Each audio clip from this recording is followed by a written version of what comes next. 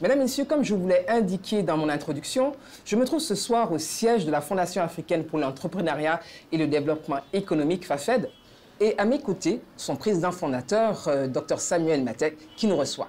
Bonsoir, docteur. Bonsoir, Eliane.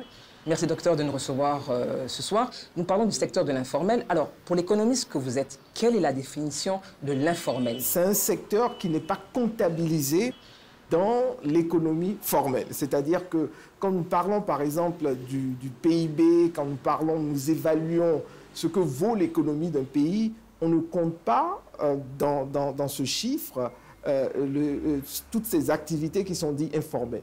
Et elles échappent à cette comptabilisation formelle par le fait que toutes ces activités ne sont pas enregistrées fiscalement au niveau des impôts. Aujourd'hui, les mairies, les communes sont arrivées quand même à mettre des taxes sur les femmes qui sont au marché et tout, etc. Les gens qui sont dans les quartiers, qui font... Parfois, c'est un peu abusif, hein? D'une certaine manière, mais ces taxes communales, ces taxes de la mairie que ces personnes paient, qui ne sont pas nécessairement reversées à la centrale des impôts, oui. Certains regardent tous ces secteurs également que la plupart d'entre eux sont un peu dans l'informel. Oui. Mais ils ne sont pas, c'est vrai, déclarés au niveau des impôts, mais les mairies et les communes passent quand même les encaisser oui. sur des taxes vraiment qui sont infimes et tout, etc. Et pour certains, ce groupe représente du faux informel, au fait. On le retrouve un peu partout, à tous les carrefours, juste à côté de chez nous. Cela semble, pour les populations, plus pratique, plus facile. Et il y a cette notion de proximité. Est-ce que vous pensez que ce sont les seules raisons valables, si elles le sont évidemment, pour expliquer ce secteur informel qui est vraiment prisé par les populations? Il faut comprendre que le secteur informel a été développé du fait d'une crise de confiance entre la population et puis l'État. À quel niveau? Et cette crise de confiance vient du fait que une partie de la population est réfractaire à tout ce qu'il y a comme impôts, fiscalité, parce qu'ils se disent que si nous allons vers les impôts et que nous déclarons à l'État notre existence formelle, les impôts vont venir pour tuer notre business. Donc, ils se disent que quand les impôts, on va se déclarer aux impôts qui vont venir, ils vont toujours chercher à nous usurper, ils vont chercher à nous faire payer plus qu'on ne le doit, etc. Donc, il y a tout un ensemble de perceptions qui fait que les gens restent, malgré toutes les tentatives pour formaliser ce secteur, les gens préfèrent rester hors du secteur formel, ne pas se déclarer, faire leurs activités parallèlement que de se déclarer aux impôts et de rentrer dans le système formel. Comment sensibiliser ces travailleurs de l'informel pour qu'ils se formalisent? Mais il faut noter aussi que le problème est très profond. Déjà, au niveau de la Banque mondiale, on parle entre 40 et 60% de notre économie qui est dans l'informel. C'est énorme. On parle de 13 milliards de francs CFA par an. Exactement. Perte pour l'État. Et ensuite, quand on regarde après, on se rend compte que selon le rapport de l'INS, par exemple, ils nous disent que seulement sur la zone d'Abidjan, on a près de 650 000 unités de production informelle. Près de 650 000. Et ensuite, qui dépasse le nombre d'entreprises formelles. Et ensuite, on a également, selon l'enquête qu'ils ont réalisée, on a près de 950 000 personnes qui sont employées par ces 650 000 entreprises informelles. Et là où ça fait peur, c'est que 90% des ménages travaillent directement ou indirectement dans l'informel en Côte d'Ivoire. Ça ne semble déranger personne, parce que quand on a une situation qui dérange, on trouve une solution. Pourquoi il n'y a pas de solution? Il y a eu des essais de solutions, mais les solutions ont échoué. Dans des cas comme ça, ce qui se passe, c'est que vous avez deux solutions. Hein, en termes de... Vous avez la solution de la carotte et vous avez la solution du bâton. Si vous ne rentrez pas dans la formalisation, c'est la répression, alors. La répression. Mais jusque-là, l'État, dans sa perception, est perçu plus comme une solution de bâton que de carotte. Et quand vous amenez le bâton, ça n'encourage pas les gens, n'est-ce pas, à se formaliser. Et la deuxième chose que nous disons, non seulement il faut plus mettre en avant la solution de carotte, mais deuxièmement, l'État ne doit pas venir en avant. Et c'est ce pourquoi nous avons milité, mais nous n'avons pas été écoutés. C'est-à-dire que... Ne pas venir en avant, c'est-à-dire? puisque la base de la création ou du maintien de ce secteur énorme, de ce monstre énorme d'informel, oui, c'est la crise de confiance. Donc, quand des agents des impôts ou bien des gens qui sont du gouvernement font des démarches, ceux qui sont dans l'informel ne sont pas prêts, n'est-ce pas, à donner leurs documents, etc., parce qu'il y a cette crise de confiance. C'est pour ça que nous avons suggéré que cette démarche de formalisation doit être faite par des partis indépendants. Vous pensez à la société civile, à des ONG, je pense à la société civile, à des organisations? Et je pense plus exactement oui, à des structures comme l'association des employeurs, comme la CGECI, oui, le patronat, comme la FIPME, la Fédération ivoirienne des petites et moyennes entreprises. Ce sont ces gens d'organisations qui peuvent aller vers l'informel pour leur parler et briser la crise de confiance. Nous avons suggéré à l'État de simplement donner une vacance fiscale pour que les entreprises se formalisent. Ça voudrait dire que vous dites à ceux qui sont dans l'informel, on vous donne, par exemple, je dis n'importe quoi, 24 mois oui, pour vous formaliser. Et que sur les 24 mois, on fait table rase sur tout ce que vous devez et vous avez 24 mois pour vous mettre, disons, dans le moule. Et sur ces 24 mois, vous ne serez facturé en rien du tout. Il faut faire ce sacrifice, parce que le sacrifice doit être de chaque part. Et vous pensez qu'économiquement, c'est possible de le faire? Économiquement, on regarde le nombre d'entreprises qu'il y a. Mais puisque déjà même, il ne paie pas l'impôt. Parce que cette énormité, cette part énorme de structures ne paie déjà pas d'impôt. Ils ont zéro impôt qui paie. Oui. Donc, leur dire que pendant 2 ans, vous ne payez rien et que tout ce que vous avez, vous auriez dû payer, fait table rase, et sur les 2 ans qu'ils arrivent, vous n'allez rien payer, l'État ne gagne rien de plus, puisqu'il ne payait pas déjà. Même si on dit 24 mois, 36 mois, que sais-je, cela est suffisant pour que les acteurs du secteur informel, qui ont leurs habitudes depuis des années, qui gagnent de l'argent, il faut le dire, qui s'en sortent pas trop mal, vous pensez que ce serait suffisant pour qu'ils reviennent je dirais, entre guillemets, dans la République? Mais bien sûr, parce que, quelle que soit la durée de cette période, il s'agit ici également de les accompagner.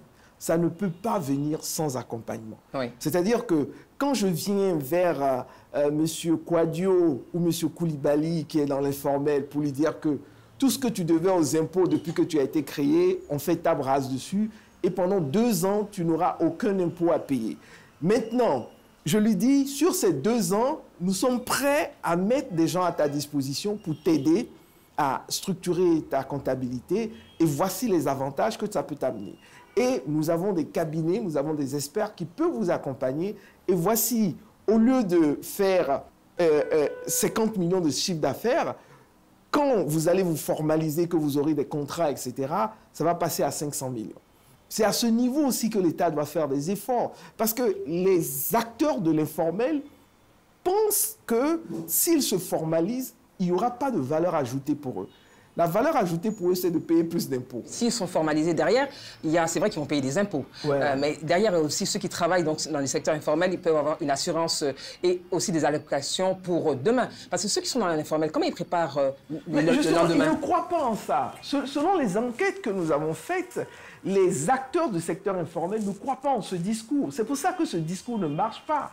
Où la CNPS a eu à faire oui. Il y a des démarches qui sont entreprises. Des démarches pour les entrepreneurs, oui. Pour payer directement les entrepreneurs individuels. Mais ça ne marche pas. Ça ne marche pas parce que ces personnes qui sont dans le secteur informel ne croient pas en cela, que bon, c'est la CNPS qui peut me payer ma retraite et tout, etc. Ça ne passe pas parce que la personne, le gars, il se dit, bon, si j'arrive à construire un immeuble, avec ce que je fais, oui. L'immeuble va me rapporter des loyers jusqu'à ma mort et sur des enfants.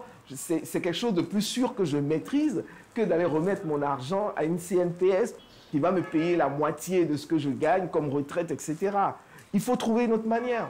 Docteur Samuel Maté, oui. Vous-même, êtes-vous pour que l'informel ou ce secteur de l'informel demeure ou prospère? Quelle est votre position réellement? L'informel, aujourd'hui, pour les économistes, oui. a le même pedigree que la corruption. Ça veut dire quoi? Ça voudrait dire qu'il n'existe pas de pays sans informel. Il n'y en a pas. Mais après, il y a des niveaux. Oui, il n'existe pas de pays avec zéro informel. Oui. Il y a toujours de l'informel. Ce qu'il y a, c'est que c'est un taux réduit. C'est un peu comme la corruption. Il n'existe pas de pays sans corruption. Même aux États-Unis, en France, il y a la corruption. Bien sûr, on les ramène à des niveaux tenables. Donc, avoir 40 à 60% de l'économie dans l'informel, ça tue l'économie. Donc, c'est de les ramener peut-être à un taux, par exemple, de 10%. Est-ce que vous voyez? Donc, il y aura toujours de l'informel, pour répondre à votre question. Mais imaginez ce que sera le PIB de la Côte d'Ivoire si on arrive à faire passer, disons, 90%, 80% de ces personnes dans le formel. Donc c'est un peu ça, la bataille aujourd'hui. Alors, est-ce que l'informel, en réalité, ce secteur qui est grandissant, on parle de 90% de personnes qui exerceraient une activité dans l'informel, est-ce que ce n'est pas, en réalité, une concurrence faite au secteur formel? Mais c'est une concurrence. Ça détruit et ça empêche le secteur formel de grandir. Est-ce que vous voyez? Le gars qui travaille dans le formel, aujourd'hui, à cause de cette masse importante d'informels, perd de l'argent.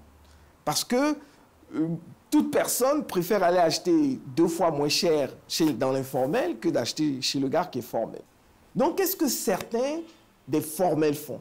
Certains des formels, pour juguler ou réduire leurs pertes, parce que le formel, que tu aies vendu ou pas, tu dois payer tes impôts. Tout à fait. Donc, pour lui, c'est une perte. Donc, pour réduire sa perte, qu'est-ce qu'il fait? Il pratique de l'informel également. Donc, on est dans une forme de complicité, quelque part. Mais moi, je ne veux pas dire de complicité, mais je veux parler de survie. Vous avez plusieurs d'autres concepts. Qu'est-ce que entreprendre à zéro pour le téléspectateur qui regarde cette émission? Bon, entreprendre à 0 francs, c'est la solution, c'est la solution pour développer l'Afrique, au fait.